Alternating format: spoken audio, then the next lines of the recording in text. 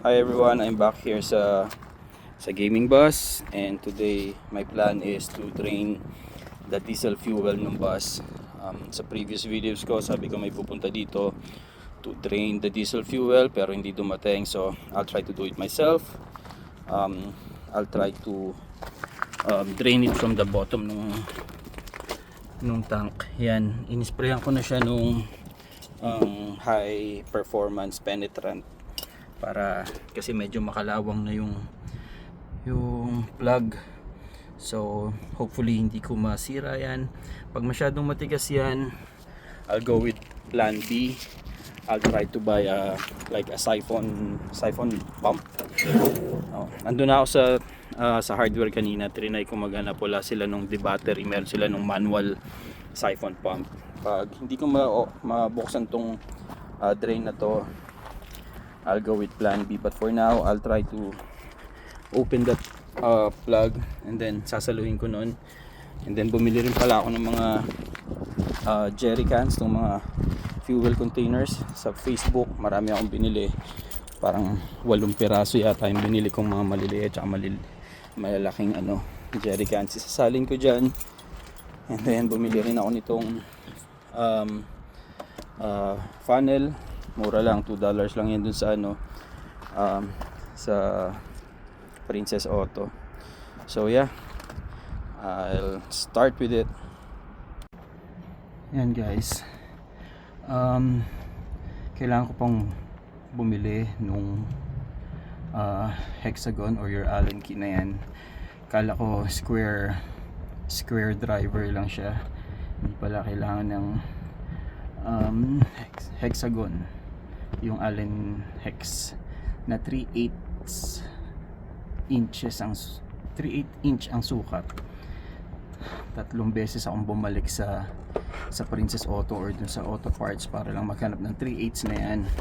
Yan, nakabili ako 2 beses akong nagsole, and sana itong ikatatlo tama na yung sukat ko.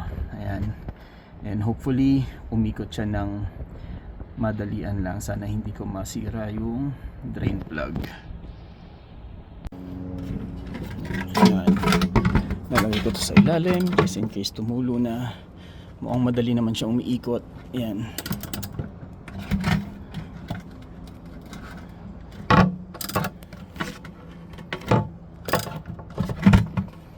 ito yung lalagyan ko ng fuel, itong plastic na to, kasi wala akong makitang ibang magkasya sa ilalim.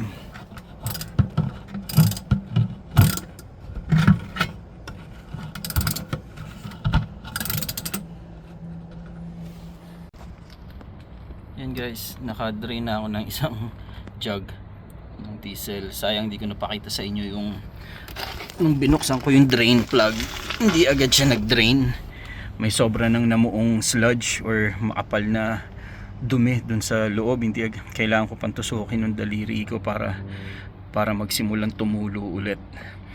Ayan, nung tinusok ko yung sludge, parang may putik na lumabas. Tapos ayan, nakadrain na ako ng hindi ko alam kung 1 galon ba yung na-drain ko na yan.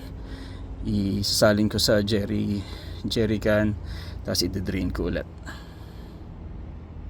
Ayan, makita nyo ang dumi nung diesel fuel.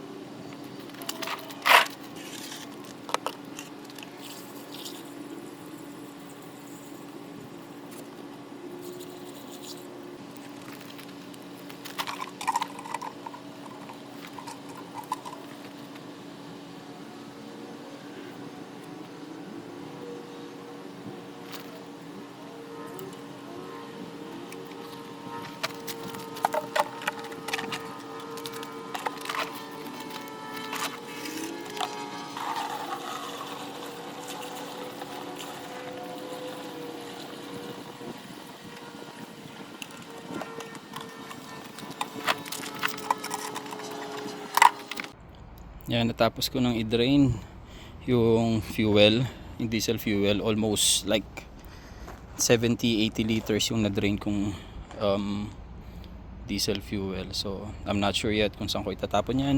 Pero next in line ko yung fuel filter. Although natanggal ko na yung fuel filter dun sa kabila.